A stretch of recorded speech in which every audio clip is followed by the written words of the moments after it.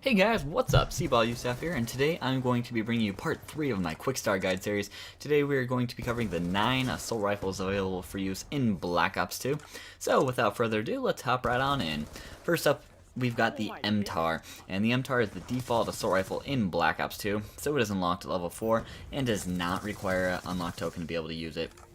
The Mtar is a fully automatic assault rifle that is one of the most versatile weapons in the class. It's not really going to be the best anything, but it can compete in almost any battle. The biggest strength of the Mtar is that this versatility gives you the ability to feel comfortable in almost any gun battle at any range. The biggest weakness of the Mtar is that while this versatility can be a good thing for those who get into all types of battle, this lack of specialization also means that you're always going to be outclassed by some other type of weapon at pretty much any range in the game.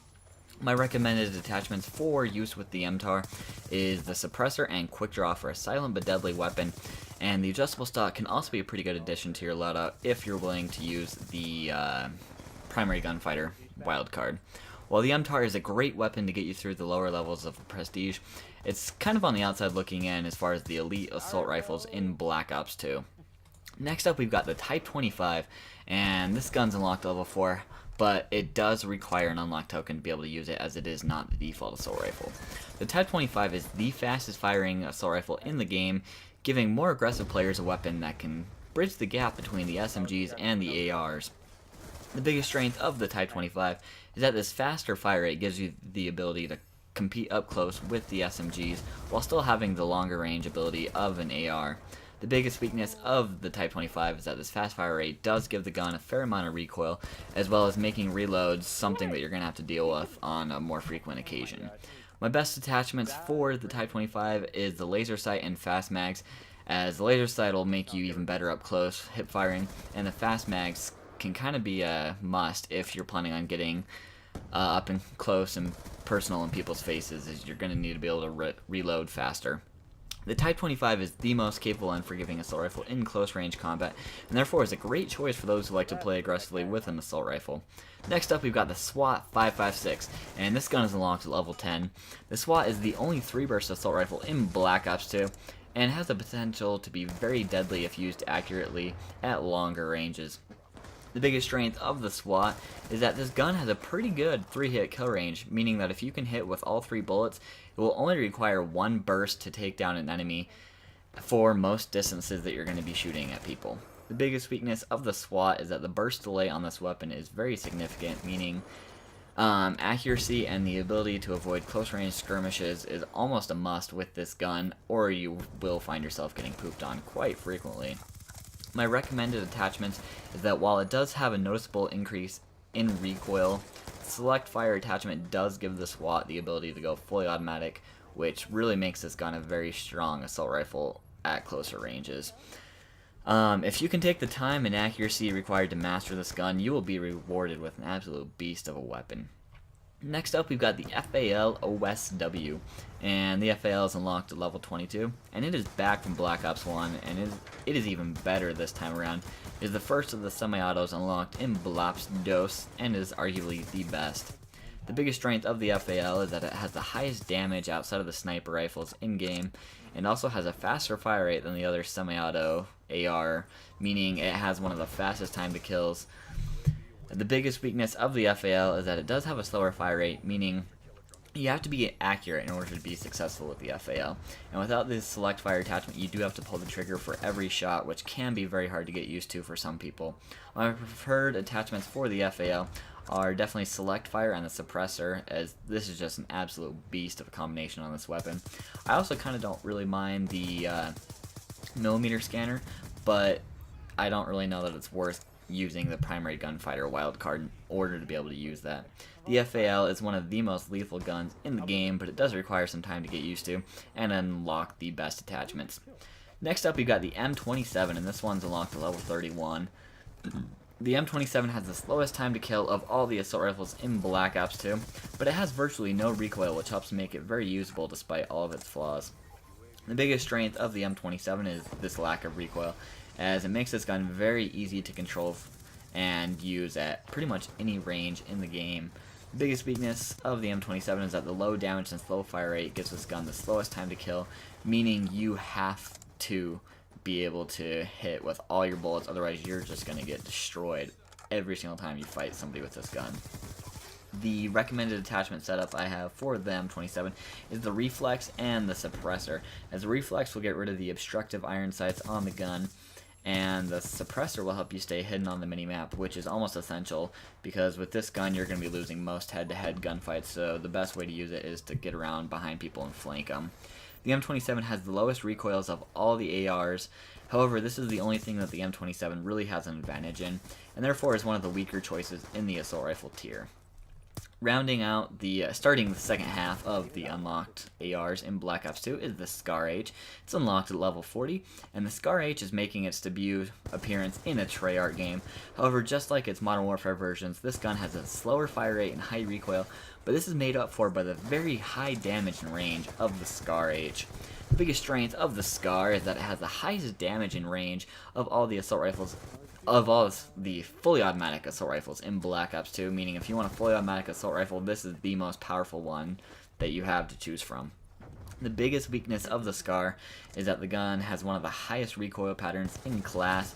However, it does kick straight up, meaning that if you can control the recoil, it's actually not that hard to control the recoil, and the recoil will actually give you a lot of headshots, as you'll start shooting at the chest and the recoil is slightly pulled up to the head, which is actually very helpful. The best attachments in my mind for the Scar are the quick draw and suppressor attachments, because they do the most when I'm playing to make the gun even more capable than it already is. If you can learn to keep the recoil in check, the Scar is one of the most powerful assault rifles in the entire game. Next up we got the SMR, and this one's unlocked level 46. The SMR is the second semi-automatic in the game as far as the assault rifles go, and it is definitely a lot weaker than the FAL. The biggest strength of the SMR is that it does have high damage, not quite as high as the FAL, but it does have pretty high damage, and it has the longest 2-hit kill range in the class, meaning if you want to be using a semi-automatic assault rifle and wanting to kill people in 2 shots out to a very long range, this one is your best choice over the FAL.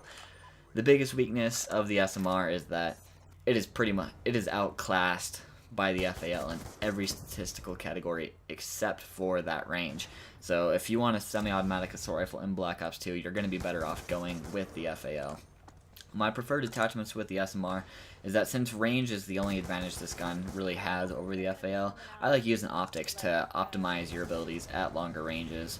So use the reflex, hybrid, EOTech, whichever floats your boat the most, use it, and that's what you should use with the SMR. Next up we've got the Maa One, and this gun is unlocked at level 49, and the Maa One actually brings something new to the Call of Duty franchise that we've never really seen before, and that is, it is a 4-burst assault rifle. We've seen 3 bursts, but never a 4-burst, and it actually has the ability to kill in 3 shots, though it is at a closer range. So having the ability to kill in 1 less shot than you have in the burst means it's very powerful and capable.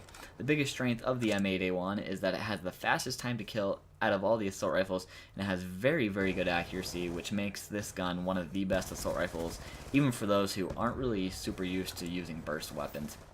The biggest weakness of the Maa One is that since it is a burst gun, some people really might just not be able to use it because they can't pull the trigger for every burst.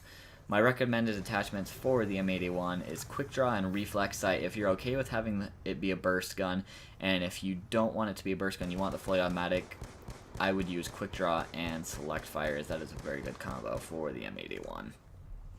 And last but not least, we've got the AN94, and this one is unlocked at level 55, and the AN94 brings a very unique fire rate to the table.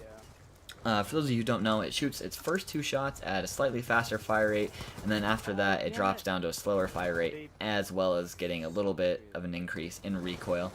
The biggest strength of the AN94 is that if used correctly, the first 2 shots coming out faster can make this gun even more powerful than it already is, because you can shoot in 2-round bursts and consistently get that lower recoil and faster fire rate.